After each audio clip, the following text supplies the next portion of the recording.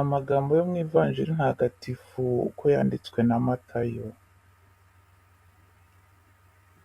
Nuko igihe Yesu yagendaga ku nkombe y'inyanja ya Galileya, abona abavandimwe babiri, Simoni bita Petero na Andereya murumuna we, bariho baroha inshundura mu nyanja, kuko bari abarobyi. Arababwira ati,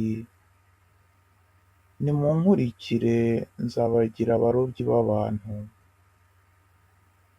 Ako kanya basiga aho inshundura zabo baramukurikira.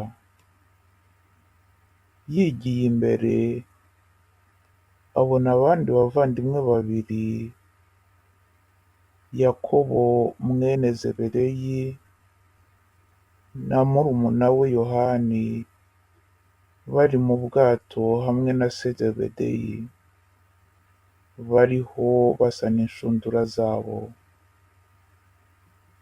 Nuko arabahamagara. Ako kanya basiga aho ubwato na se baramukurikira. Iyo ni Ivanjiri ntagatifu.